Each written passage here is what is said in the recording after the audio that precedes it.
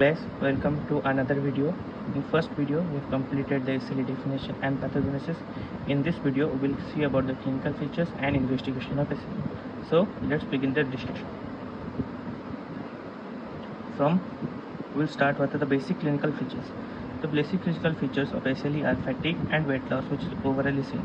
But we'll classify it according into three parts. Then, cutaneous manifestation, muscular cutaneous manifestation, and organ system involvement. First of all, we'll cover about the cutaneous manifestation.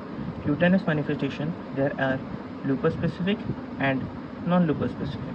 In lupus specific, first there is ACLE, acute cutaneous lupus erythematosus, which is most common and it is already known as malar glasses or butterfly glasses. Then second is CLE, chronic CLE, cutaneous lupus erythematosus, which is also known as discoid lupus. Then third, it is known as subcutaneous CLE, which is also associated with anti-ROLA and HLA-DR3, and it is also photosensitive. Then we will know the basic feature of the rashes and the type of rashes that are seen in these types of lupus specific in these three types.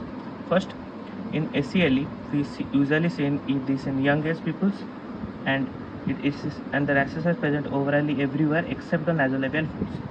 In the feature of rashes, there are usually symmetrical rashes. The rashes are symmetrical, scaly, erythematous, and they are highly photosensitive, and these also can lead to nasopharyngeal ulcers. Then we will move to chronic CLE, chronic cutaneous lupus erythematosus. In chronic lupus erythematosus, there is a very important rule called 50/20 rule. What does it mean by 50/20 rule? Then 5% of patients with discoid rashes have SLE, and 20% of patients with SLE also has discoid rashes. This is known as famous 55/20 rule.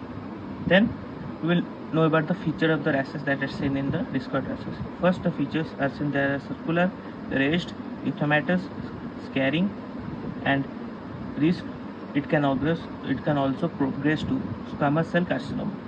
Then now we'll see about SCLE rashes. It is the third type. It is associated with HLA-DR3, and it is usually present at sites that are sun exposed sites, and the feature are non-scarring and they are highly photosensitive. Pattern, there are two type of patterns in annular and psoriasis form. Then we will move to musculoskeletal manifestation. As I have said, we will cover it in three parts. First cutaneous, then musculocutaneous manifestation, then organ involvement. In musculoskeletal manifestations, we have most commonly involved is in upper limb, small joints, bilateral symmetrical arthralgia and arthritis. Arthralgia means bone pain and joint related inflammations. And organ involved in this are organ system that are involved, that we will see in the last part, that is in the organ system involved are vascular, hematological, lungs, cardiac, GIT, renal and CNS. As I said, first we will see vascular, then hematological, then lungs, then cardiac, then GIT, then renal, then CNS. In vascular, we will see vasculitis, in which immune complex mediated are seen, in which palpable purpura is seen, which is seen in the small vessels. And there also we are seeing atherosclerosis, and anti-phospholipid antibody syndrome is also seen. In hematological, we have seen RBC related problems such as anemia of chronic disease, WC related problems in leukopenia, platelet related problems second degree immunothrombocytic purpura. Lungs, in which the lungs parenchyma is paired, as I have written here, and it is also most commonly seen pleuritis, and DHA is seen. DHA means diffuse alveolar hemorrhage is also seen. Then in cardiac related problem, mitral regurgitation seen, pericarditis with cardiac tamponade is seen, which is most common. And GIT is spread. No GIT related syndromes seen in this SLE. And renal clinical manifestation are also known as lupus nephritis, when the proteinuria is more than 1 gram per day, or the proteinuria is equal to more than or equal to 500 milligram per day plus more than or equal to 3 gram in urine. Then it is known as lupus nephritis. CNS manifestation, CNS vasculitis seen.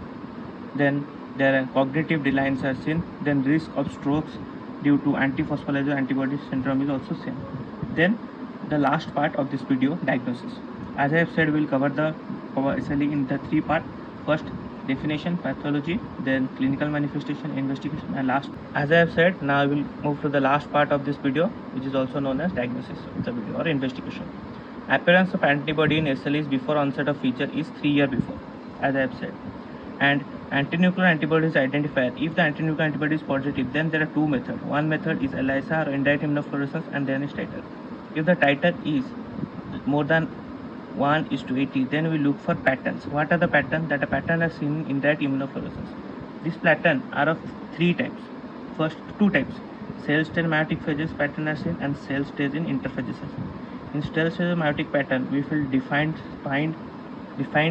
fine speckled scene when there is no antibody, fine speckled scene in anti-Rolla and anti-Smith. Anti-Smith, if antibody is seen, then it is lead to SLE. In score speckled deficit anti-Smith, it also lead to SLE, and anti-RN polymerase 3 also seen in score speckled. Cells stained in interphases, there are nuclear, cytoplasmic, homogeneous, and centromere.